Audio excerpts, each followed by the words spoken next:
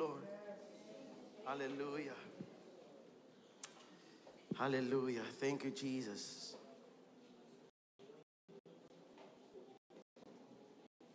Hallelujah. Father God, we thank you, Lord, for you are great. You are faithful. You are easy, Lord God. Thank you for your grace and your mercy. Indeed, Lord, worthy is your name, our Lord Jesus. You deserve the highest praise, Lord. And we give it all unto you, Lord God, for you deserve everything. We give you glory in Jesus' name. Amen. Shall we give the best clap offering to our Lord Jesus? Hallelujah. I believe you can do better than that. Come on, come on, come on. Yes. Amen. Glory to God. The title of the message for tonight is Victory in Surrender. Sa Tagalog, tagumpay sa pagsuko. Let's look at 2 Chronicles 20, verse 15b. Sabi rito, do not be afraid or discouraged because of this vast army, for the battle is not yours, but God's. The battle is His. Amen. Sabi sa Tagalog, huwag mong ang hinaan ng loob dahil sa malaking hukbong ito, sapagkat ang labang ito ay hindi ninyo laban, kundi laban ng Diyos. Alam niyo itong story na ito, tama? Let's look at the backstory, no? Saan ito nanggagaling? Isang araw. We have friends na, pakitranslate na lang for my benefit. Isang araw, nakatanggap si Haring Jehoshaphat ng nakakatakot na balita. Nakatanggap siya ng masamang bad news. May paparating na 3 bansang kalaban. Alam natin to. Ang mga taga Moab, Ammon at Mount Seir. At sila ay sabay-sabay na susugod laban sa kanila. Grabe pressure niyan. Isang maliit na bansa lang ang Judah. Alam natin yan. Tapos, buong alliance ng kalaban nila, ayan, sabay-sabay, susugod sa kanila. At ang masama pa, hindi sila papasugod pa lang nung time na ito. Malapit na sila. Andun na sila. Wala nang oras para gumawa pa ng battle plan o magplano sila, maghanda, paghandaan yung gera. Wala nang oras. Pero, ang amazing dito, imbes na magpanik o maghanda ng sandata, ano ginawa ni King Jehoshaphat sa story na ito? Tinipon niya ang buong bayan. Ginather niya. Pumunta sila sa templo. Anong ginawa? At nag-fasting, nag-ayuno. At nag-dasal, nag-pray. Ito yung gagawin natin ngayon eh. We will pray. We are here in the temple. No? Ito ang sabi niya sa Diyos. Lord, sa verse 12, hindi namin alam ang gagawin namin. Hindi namin kaya yung mga kalaban na yan. Pero sa iyo kami nakafocus, ang aming mga mata sa iyo nakafocus. Ang sabi pa ng English, no? Our God, will you not judge them? For we have no power against this great multitude that is coming against us, nor do we know what to do. But our eyes are upon you. Hallelujah. Habang sila'y nananalangin, bumaba ang Espiritu ng Diyos sa isang propeta na nagngangalang Jahaziel. At ito ang mensahe ni Lord sa kanila. Dito niya yung binasa natin. Sa Chronicles 20:15. Huwag kayong matakot o panghinaan ng loob. Ayan na, susugurin na sila eh. Ang laban na ito ay hindi sa inyo. Laban ito ng Diyos. Grabe, Hindi sila kailangan lumaban. Si Lord ang bahala. Now, kinabukasan, pinangunahan ni King Jehoshaphat ang kanyang hukbo. Pero, hindi sundalo ang nasa unahan. Anong nangyari? Sino mga nasa unahan? The worship team. Sila yung nandun sa unahan. Mga worship leaders. Naglakad sila papunta doon sa laban. At anong ginagawa nila habang sila papunta doon sa laban? Kumakanta. Ang kanta nila, magpasalamat kayo sa Panginoon sa verse 21. Sabi doon, sapagkat ang kanyang pag-ibig ay walang hanggan. Sa English pa is, give thanks to the Lord, our God and King. His love endures forever. Forever God is faithful. Yun ang kinakanta nila. Habang papunta sila sa laban, forever. Can you imagine? Grabe, no? Imagine yun, hindi espada ang kanilang dala, kundi kanta ang bit-bit nila, worship. Ganun pala ka-powerful yun, Now, habang ang Juda ay sumasamba sa Diyos, ang Diyos mismo ang kumikilos, ang lumalaban. Ang dami narinig na natin to so many times. At ang huling yata nag-preach nito about this, si Pastor Ratin ang narinig ko nag-preach about this. Natatanda, masyadong strong pa sa utak ng isip ko . At anong nangyari habang sila ay nag-worship lang kay Lord, nagpupuri lang sa Panginoon, what happened to the enemies? Anong nangyari? Nagkagulo sila. Nag-away-away sila. Nagpatayan sila hanggang sa maubos silang lahat. Alam mo, likot ng utak ko . Paano kaya sila nagpatayan hanggang sa maubos ang lahat? Siyempre may matitira dun . Kasi, di ba? Unang tayo, boom. Lang natitira. Anong ginawa niya? Siguro nagpakamatay siya, Wala Ang Diyos ang kumilos, naintindihan natin? Yung kaaway, nag-away-away sila. At hindi nila nilabanan. Ang Diyos ang lumaban dun sa kaaway. Anong ginawa nila? Nagpuri lang sila sa Panginoon. Nagsumamba sila. Nanalangin sila. Amen? Panalo sila nang hindi lumalaban. Now, 3 araw silang nag-ipon. Kita niyo yan? Yung story dyan? Ng mga naiwan. Ng mga spoils. Ng mga kalaban. Inipon na 3 araw. Gaano kaya kadami yun, Umuwi sila sa Jerusalem, yung plunder, umuwi sila sa Jerusalem nang masaya-masaya. Nagpupuri sa Diyos. Imagine ko, lahat tayo uuwi mamaya nang masayang-masaya. Nagpupuri sa Diyos. Forever God is faithful. Uuwi ka masaya. Kasi bakit? Nag-worship ka lang, nagpuri ka lang, nanalangin ka lang, nag-focus ka lang kay Lord, panalo ka, hindi ka lumaban.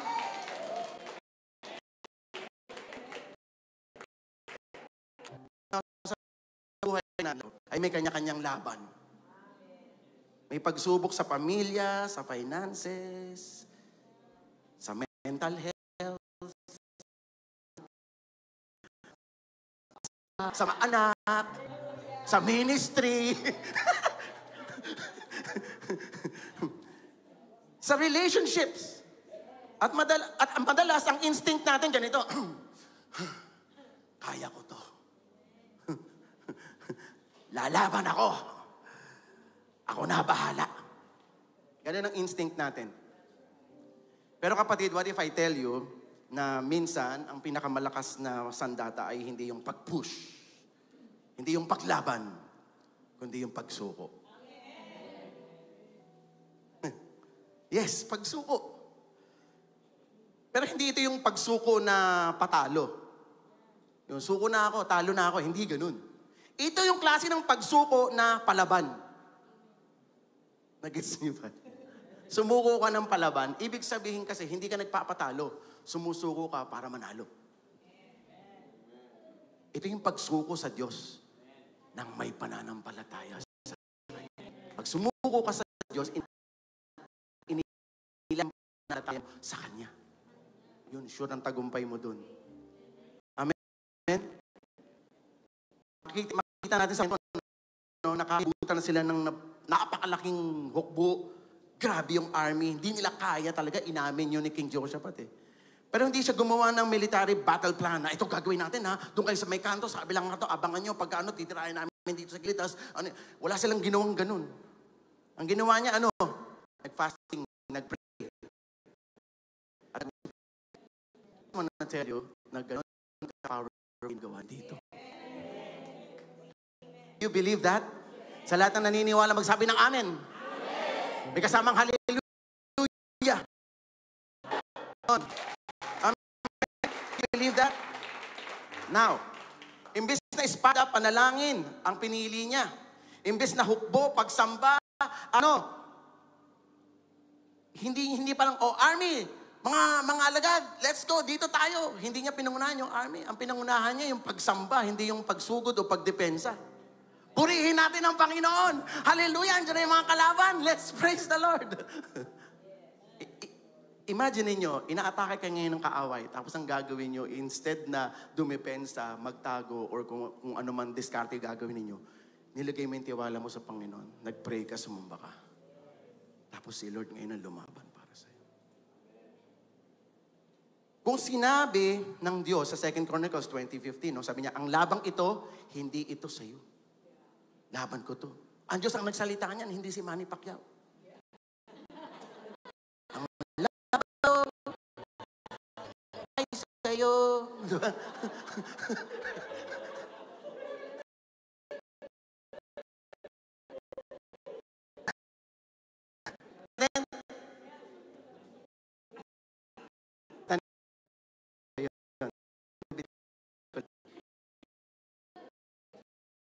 Sinasabi niya ang laban, ito sinasabi ng mga problema. Sino may problema? Wow, unti lang. Sino wala? Bibigyan ka namin. Kaya hindi makapagtaas ng kamay kasi mabigat talaga eh. Hindi totoo yan. Hindi niya na maitaas. Wala nang lakas eh. Pero ito yun. Kapag sinabi ni Lord, nalaban ko ito, magtiwala ka. May mas makapangyarihan pa kaya sa Panginoon? Tayo limitado. Tayo mahina tayo. Pero sa kahinaan natin, doon malakas ang Panginoon. Trust God. Anong sinabi ng Proverbs 3:5-6? Kabisado na nga natin ito. Ano sabi? Trust in the Lord with all your heart. Do not depend on your own understanding. Seek His will in all you do, and He will what? Sabi ito, show you which path to take, or He will make your path straight. Sa Tagalog pa, magtiwala ka kay Yahweh ng buong puso at lubusan, at huwag kang manalig, manalig sa iyong sariling karunungan.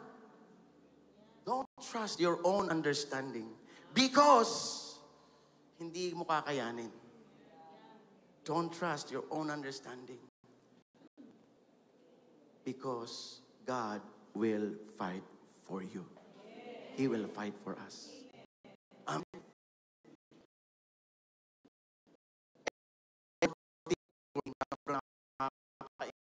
May problema daan. Ito para sa iyo. The Lord will fight for you. You need only to be it.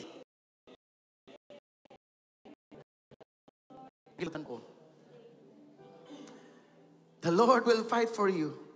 You only need to be still. Si Yahweh ang makikipaglaban para sa iyo. Manatili lamang kayong kalmado. Sabi mo nga sa tatlong katabi mo, kalmado ka lang. Kalma lang, kalma. Kalma lang. Diba? Minsan, ang pinakamakapangyarihang bagay na pwede natin gawin ay ang tumigil. Mag-pause. Stop. Magtiwala ka at manalangin. Minsan kasi sobrang sipag natin, akala natin nakadepende sa lahat, nakadepende sa kasipagan natin ang lahat ng bagay dito sa mundo. Akala natin nakadepende lahat sa lakas natin ang ikabubuhay ng ating pamilya. Hindi masamang magsipag. Pero kung ang sipag mo, ang aasahan mo at lakas mo, may mali dun. Kasi may limitasyon ang ating lakas. At balang araw mag-fail ka. Kaya sinabi ng Psalms, di ba? My heart and my strength may fail, but God is the strength of my heart and my portion forever. Amen? God is our strength in our weakness. Maaaring manghina tayo, mawalan tayo ng lakas. Kinapos ang ating paraan. Kumanta ka pa nga eh. I did my best.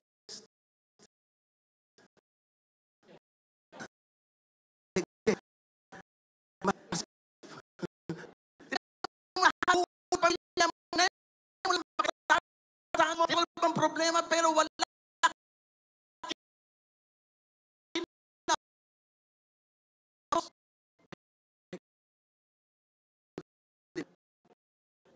Corinthians 12:9, grace is sufficient for you.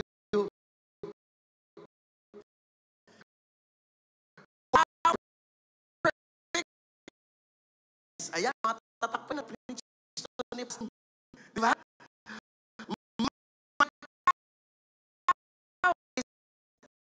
In weakness, hallelujah. Nanghihina ka na ba ngayon? His is sufficient for you. Sapat na sampang aking kapangyarihan ay nakahayag sa gitna ng kahinaan. Kapag tayo mahina siya, pinamalakas. Nanina kayo? Kaya walang masasabi na hindi mahal. Dahil doon sa inyo.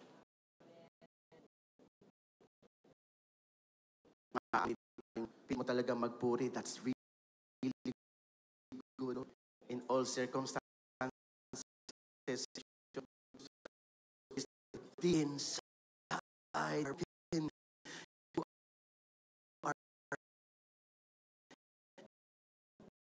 are maganda. Amen? Parang kahit anong gawin mo, hindi pa rin sapat. Minsan, kahit ipag-pray mo, parang walang nangyayari. Alam mo, hindi mo kaya. Kapatid, hindi ka nag-iisa. Marami dito ganun. Hindi lang kita masyado sa mukha. Lahat tayo ay dumadaan sa panahon na parang ang bigat-bigat. Lahat na lang, sabay-sabay. Hindi pa natatapos to. Meron na naman. Pero ito ang tanong. Isinuko mo na ba kay Lord ang laban mo? O hawak mo pa rin? Pinipilit mo pa rin. Kahit ipag-pray. After mong ipag-pray, ikaw pa rin nasusunod. Plano mo pa rin nasusunod. Nag-worry ka pa rin. Nag-pray ka na nga. Sumigaw ka pa, hallelujah! Amen! Paglabas mo, hello, saan kaya ako? Hello. Ang totoong pagsuko, kapatid, hindi lang words sa prayer. Hindi lang nag-declare ka lang. Na sinabi mo, Lord, sinusuko ko na sa iyo lahat. Hindi gano'n. Ito po ay isang desisyon. Na Lord, kahit hindi ko maintindihan, magtitiwala ako sa iyo. Lord, kahit hindi ko makita ang solusyon, ikaw pa rin ang susundin ko. Mas pipiliin ko pa rin i-please kita. Lord, pagod na ako. Sa iyo na to, Lord. Now, surrendering doesn't mean wala ka nang gagawin. Hindi yun ang ibig sabihin. Nga ka na lang, hintay mo bumagsak yung blessing. No. Ibig sabihin nito, si Lord na ang mangunguna. Let's talk about Lordship. Kumbaga, siya ang una sa lahat ng bagay. Kahit sa pagsusolve ng problema, si Lord ang mangunguna. Tabi natin yung mga alam natin. Amen? Gawin mo ang part mo, pero siya na ang magtatapos ng laban. Hallelujah. Amen? Now, sa health mo, kaya kanyang pagalingin. Sino ito may karamdaman? Kaya kanyang pagalingin. Sa finances, sino ito may utang? Walang utang. Kayang i-provide ni Lord ang pangangailangan natin. Kaya niya mag-provide pambayad ng utang. At ikaw na magpapautang. Sabi mo, nakatakwa ka, ay, sukan niya. Ang saya presyon, kaya niyang palitan ng kapayapaan. Ang saya ngayon parang Lord, sa'yo na. Nilelet ko na. Papalitan ni Lord ng peace that surpasses all understanding. Totoo yan. Let go and let God move. Amen? Sa anong laban dito sa mundo, pag ikaw sumuko, anong tawag sa'yo? Talo ka. Pero pag kay Lord ka sumuko, narinig na natin to, di ba? Panalo ka. Kaya susuko ka na rin lang, kay Lord na. Hawa mo nga ang puso mo, sabihin mo, sumuko ka na kasi. Napapaligiran na nito. Let me read some verses at dito tayo magtatapos. James 4, 7, 10. Ano sabi dyan? Submit yourselves then to God, resist the devil, and he will flee from you. Jump tayo ng 10. Humble yourselves before the Lord, and he will what? Lift you up. Dagdagan natin na onte para pasok dun sa surrender. Surrender yourself to God, resist the devil, and he will flee from you. Submission is surrendering. Amen? At magtatapos na tayo dito. May kinakaharap ka bang malaking problema ngayon? Hindi mo nga mataas yung kamay mo sa laki, ano? Yung iba, malaki problema, ang tawag silent battle. Wala nga nakakaalam, ikaw lang mag-isa, tsaka si Lord eh. Wala nakakaalam kasi wala naman nangangamusta sa'yo. Pero huwag kang mag-alala, hindi ka kawawa kasi alam ni Lord, kita ni Lord sitwasyon mo. Kung di man makita ng iba, pero si Lord, kita niya. All you need to do is to surrender to Him. Mag-isa ka kasing lumalaban eh. Huwag ka na mag-isang lumaban. Suko mo na lahat kay Lord. Kasama mo si Lord. At siya ang lalaban para sa iyo. Huwag mong suluhin. Matthew 11:28, babasahin ko lang yung mga verses para mabaon ninyo. Come to me, all who are and burdened, and I will give you rest. Psalms 46 verse 10. Be still and know that I am God. I will be exalted among the nations. I will be exalted in the earth. 2 Corinthians chapter 2 verse 10. Now thanks be to God, who always leads us in triumph in Christ, and through us diffuses the fragrance of His knowledge in every place. Madidisplay po ang kabutihan, kadakilaan ng Panginoon. Magpasalamat tayo sa Kanya sa tagumpay na ibinibigay niya sa atin. Tayo po tayong lahat. If you are facing, or right now, dumadaan ka sa matinding pagsubok, matinding gera, matinding atake, may nang betray sa'yo, may nang chichismis sa'yo, may for some reason, sunod-sunod ang problema, suko mo sa Panginoon. Sa pagsuko ang tagumpay. Pwede bang susundan natin ang panalangin ito ng pagsuko? Sabihin mo, Lord, hindi ko na kayang mag-isa. Kaya ngayong araw na ito, buong puso akong sumusuko sa iyo. Ikaw na ang bahala. Alam kong kapag ikaw ang lumaban para sa akin, panalo na ako. Ito ang aking panalangin sa pangalan ng Panginoong Jesus. Amen. Let's worship the Lord. Amen. Hallelujah.